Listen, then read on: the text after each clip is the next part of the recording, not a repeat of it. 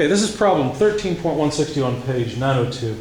Packages in an automobile parts supply house are transported to the loading dock by pushing them along a roller track with very little friction.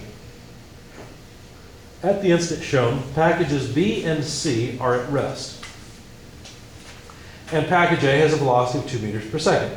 Knowing that the coefficient of restitution between the packages is 0.3, determine A, the velocity of package C after A hits B and B hits C, and B, the velocity of A after it hits B for the second time. Sounds like we've got quite a few impacts to consider here. All right, so here's our 8 kilogram package A, moving along with a velocity of 2 meters per second. It's going to strike package B, which is a 4 kilogram package.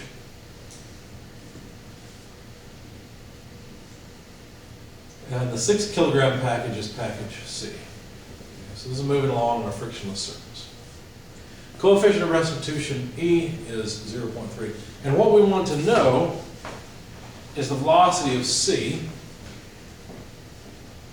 after A hits B and B hits C. Okay? Let's start off there. So let's first of all just consider A hits B. Okay? So from the beginning. We're going to need the speed of B after it's been hit. But we can say that the mass of A times the velocity of A plus the mass of B times the velocity of B is equal to the mass of A times the velocity of A after impact plus the mass of B times the velocity of B after impact. We're assuming there's enough space so that A doesn't hit B. Well, it wouldn't matter. It wouldn't matter. So B and C are not touching, I guess, is what I'm trying to say. I don't know the velocity of A or B after impact, but I'm going to need both to continue the problem. So let's just go ahead and grab both. The coefficient of restitution is the other equation we need because, of course, we've got two unknowns. And notice that I'm only considering a horizontal direction, so I don't need to write X or Y or anything like that. Coefficient of restitution we know is 0.3. And remember how I said to say it? It's the relative velocity after impact over the relative velocity before impact. Just change the subscript order and everything will be okay. So now notice that we know this. We know the velocity of A and B. In fact, the velocity of B before impact is 0, isn't it? So we should be able to use this to solve for, I don't know, it doesn't matter. We'll want both VA after impact and VB. So let's just write EVA plus VA prime equals VB prime. Now be careful. We need to note that there's a direction here. Positive X is to the right. Okay? So there's a directionality associated. It's possible that after A hits B, it'll move back the other direction. I don't know. Let's find out. So I could substitute this expression for the velocity of B after impact. What would I come up with? Oh, well, we'd have mass of A, velocity of A before impact, because this term 0, equals mass of A, velocity of A after impact, plus mass of B times, well, elastic coefficient, velocity of A plus velocity of A after impact. Now the only unknown in the equation is the velocity of A after impact. So let's solve for it. We'll take it slowly. Mass of A, velocity of A equals mass of A, velocity of A after impact, plus mass of B, elastic coefficient, velocity of A before impact, plus mass of B, velocity of A after impact. So that's equal to, let's see, let's put our terms together. Mass of A plus mass of B times velocity of A after impact, plus mass of B, elastic coefficient, velocity of A before. And so mass of A times velocity of A minus mass of B, E, velocity of A before impact, equals mass of A plus mass of B times velocity of A after impact. So I can finally get the velocity of A after impact. It's just the mass of A times, well, I guess we could factor out the velocity of A. So mass of A minus E mass of B times velocity of A before impact divided by the sum of the masses. Okay? So far, so good? So just some algebra. So now let's see. The mass of A is 8 kilograms. The coefficient of restitution is 0.3. The mass of B is 4 kilograms. Doesn't look much like 4. There we go. Velocity of A before impact is a positive 2 meters per second. Let's be careful. Mass of A plus B, well, that's just 12 kilograms. Notice I didn't write down the kilograms because they're all going to cancel anyway. So grab your calculators and let's see what we've got. 8 minus 1.2. 0.3 times 4 should be 1.2. 8 times 1.2 times 2 over 12, or basically 8 minus 1.2 over 6 is how much. Let's see, 8 minus 1.2 would be 6.8, so it's 6.8 over 6. A little higher than 1 point something.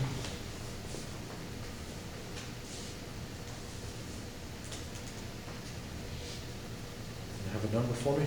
1.13 repeating. Thank you. Let's see. So there's the velocity of A after the impact. It's slowed down quite a bit. Okay. How about B? Well, we can figure out B pretty easily. All we really need to do is use this equation. It's probably the shortest one. So if we use this equation, we'll have 0.3 times the velocity of A, 2 meters per second. Remember, this is the velocity of A before impact, plus the velocity of A after impact, 1.13 repeating, equals the velocity of B after impact. So if you still have that number in your calculator, bless you, add 0.6 to it. In fact, I'll do that. 1.73 repeating, I think, isn't it? Yep. So now we know, and let me just say this is first, this color will be second. So basically, the velocity of A after the first impact is 1.13 repeating. To the right is positive. And the velocity of B after the first impact, 1.73 repeating. To the right also. Everything's in meters per second, so let's not bother with the units. Notice B is moving faster than A, isn't it? That means B is going to hit C before A catches B. So the next impact should be an impact between B and C. And that's really part A. The question is how fast are they moving after the impact between B and C. So let's tackle that next. You don't need any of this. It's basically going to be a very similar analysis, isn't it? In fact, I probably shouldn't erase all of this. Because what if I just say, wait a second, let's call A B and B we'll call C. Because it'd be the same thing, wouldn't it? Mm-hmm. All of B becomes C. All of A becomes B. Why go through that whole mess again?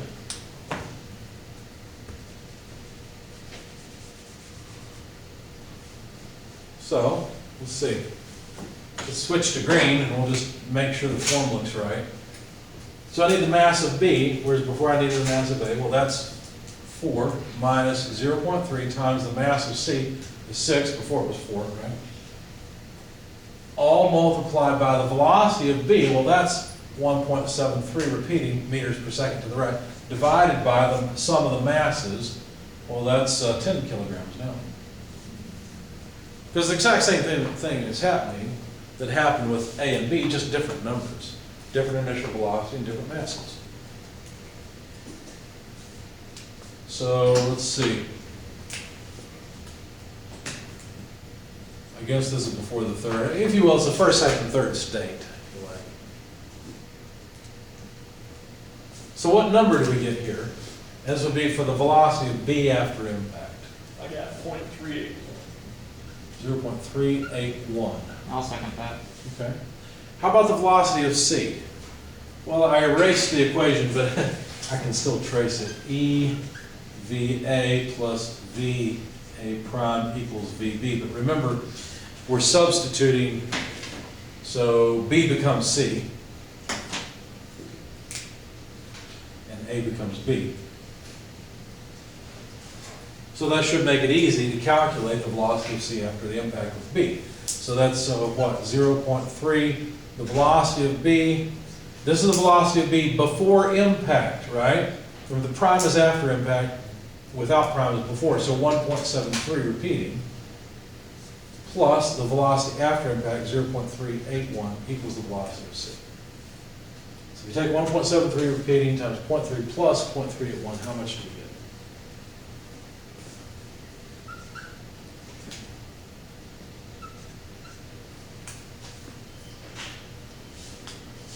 Wish I had a different red marker. This one's just about dead. Hey, maybe I do. Maybe I have. Yes, I've got two red markers. One of them's got to be better than this one. So 0.3 times 1.73 repeating plus 0.381 is how much? I got 0.901. 901. Okay. So the question was, for part A, determine the velocity of package C after A hits B and B hits C. Here it is, 0.901 meters per second. And what's the velocity of A after it hits B the second time? So finally, in the fourth state, well, what happens the second time? Well, we know A is moving at this speed and B is moving at this speed, right? That's where we were last. Last time we left A, it was moving at that speed, but that wasn't as fast as B. So B hit C, now B has slowed down. A will eventually catch up to B and hit it again. Now let me ask you a question. Will the equations change? I mean, I know we're talking about two different bodies. Well, will the equations change? If so, how will they change? It'll change because both bodies have a velocity greater than 0 now. Exactly. So when I wrote MAVA plus MB VB, remember I threw this one away because the body B had no velocity. Okay, so let's rederive it. So mass of A, velocity of A prime plus mass of B, velocity of B prime. Can't throw anything away this time. Will this equation be different, the coefficient of restitution equation?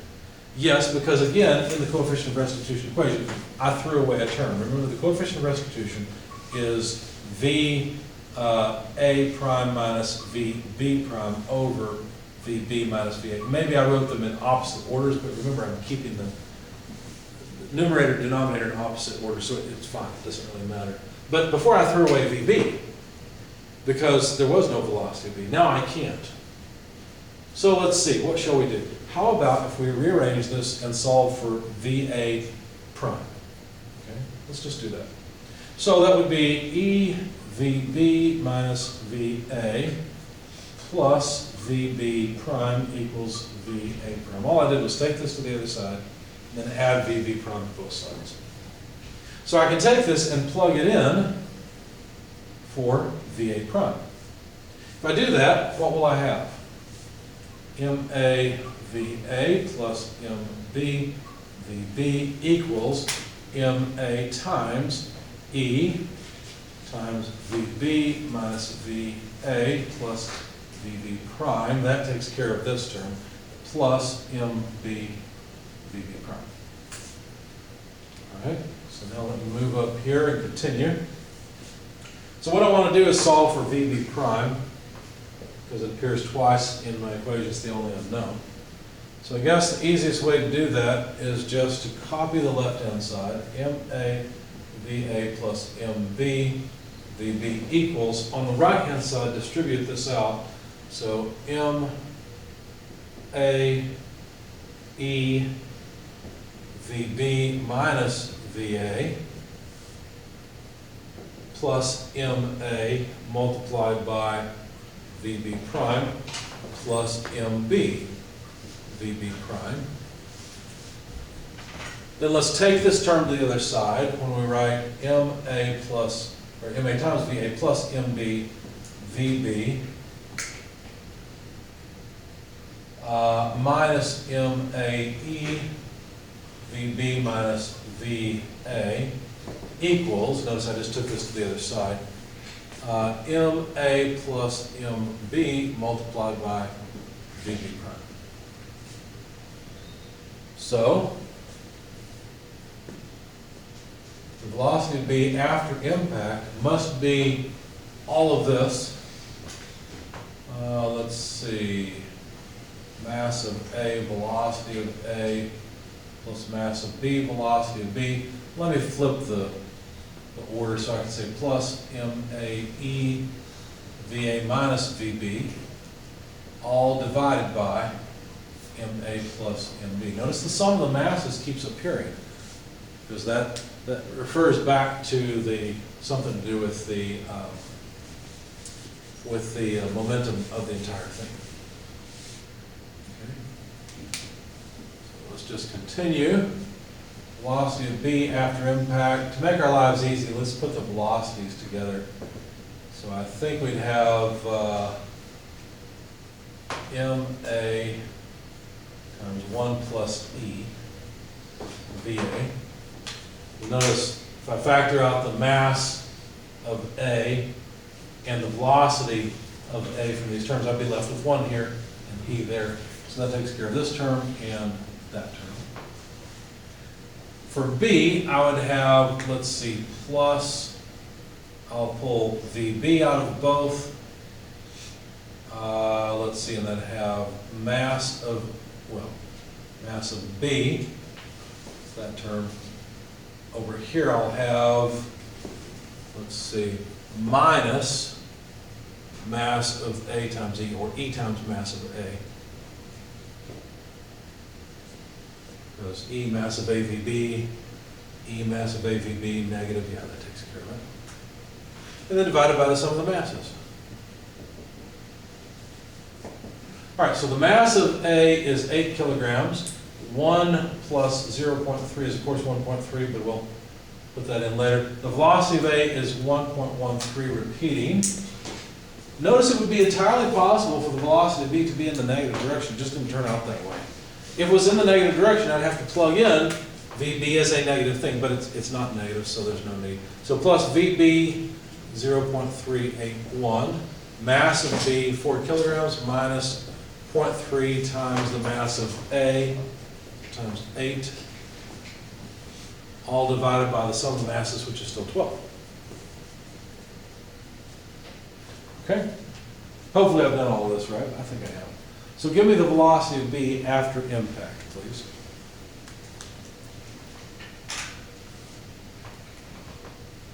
I'm getting 1.03.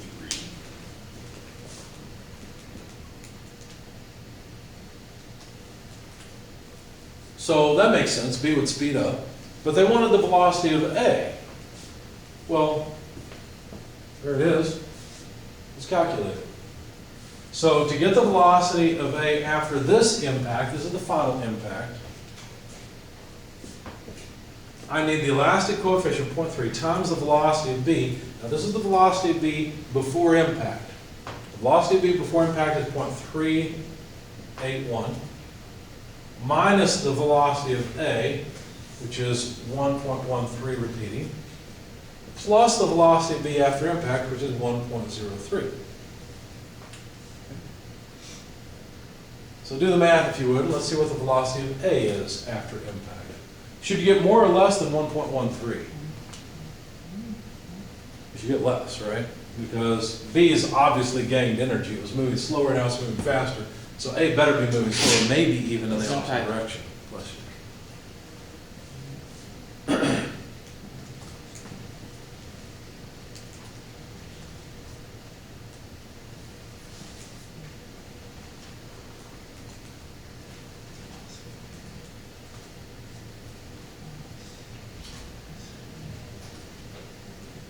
So really it's just a bunch of algebra more than anything. It's not too bad.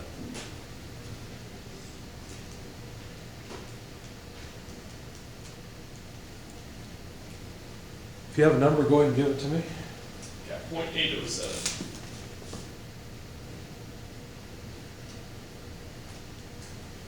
That's to the right, so slow down some more. Seems reasonable. You want to have the same number or something different?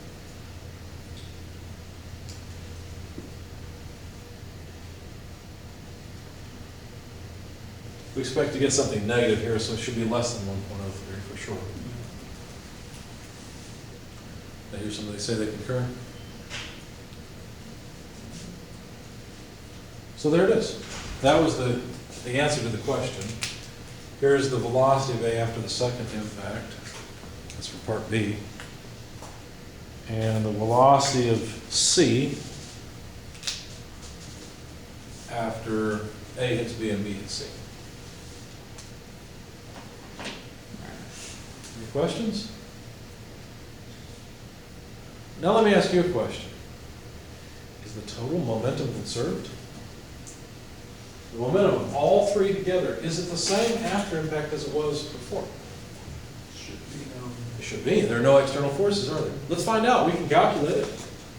Let's just calculate the total momentum after all of this.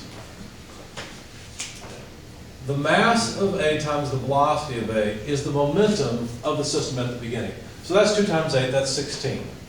And the units are kilograms, meters per second, or if you like, Newton's seconds. Newton's half second. Do we still have that much momentum after all these impacts?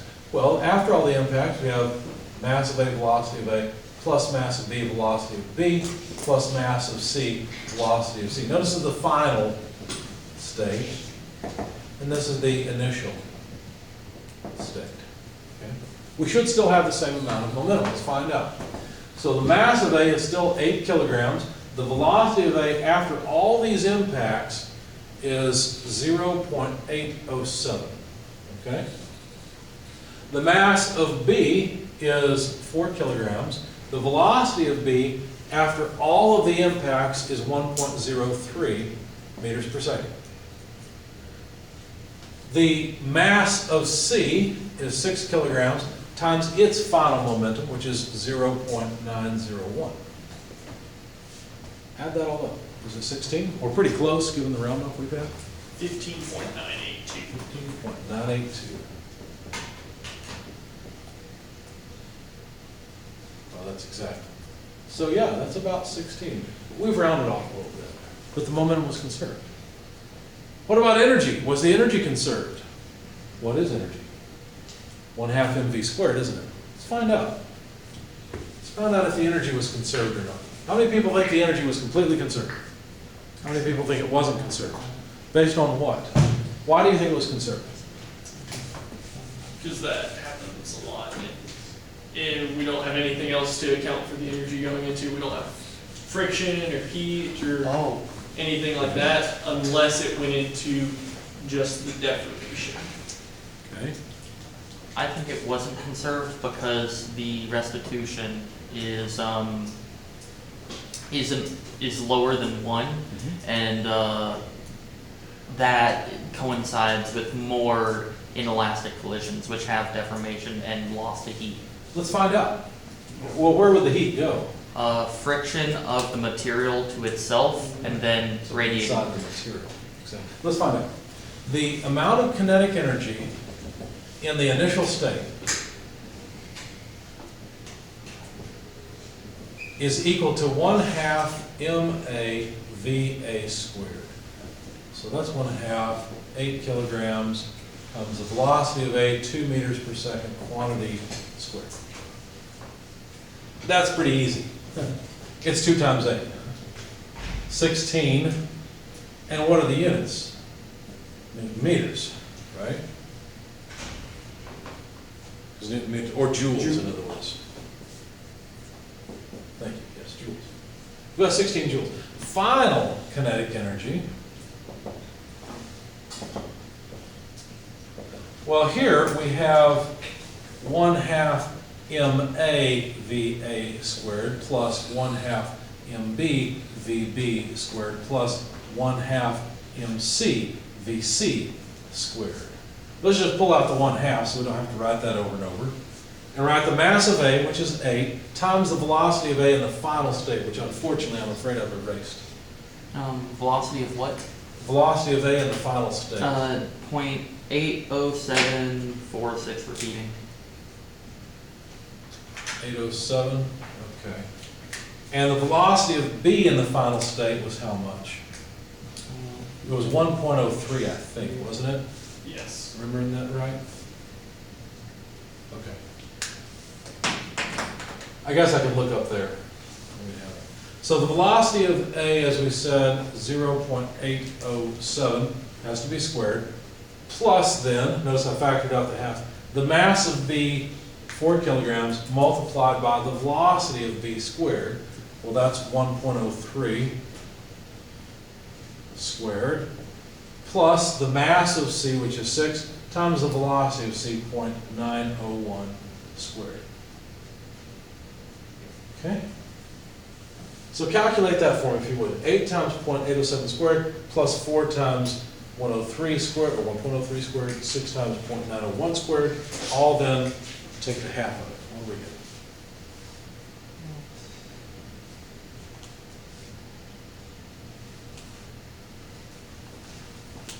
I should put some units with this one also. Those are Newton seconds. I got 7.16. 7.16 joules. Anyone second that? Number? We lost a decent amount of energy in all those collisions. What's neat to me, since I also teach thermodynamics, is we didn't have to appeal to heat capacity or anything. All we did was do a completely mechanical analysis with the coefficient of restitution. This coefficient of restitution is kind of like an efficiency. It's not exactly an efficiency, but it's kind of what it's like. A spring, a metal spring, is typically something with a very high coefficient of restitution, or really a high energy conservation. Very little of the mechanical energy is transformed into thermal energy. But inside of materials, if you have a spring material that's made out of metal and you deform it repeatedly, it will heat up because it's not 100% efficient. You don't get quite as much energy out of it as you put into it. Now, it may never actually heat up in still air because it can experience heat loss, right? Air around it can pull the heat away. It may not matter. Sometimes you want a spring to be lossy, and in that case, it's got some damping effect in addition to the spring effect.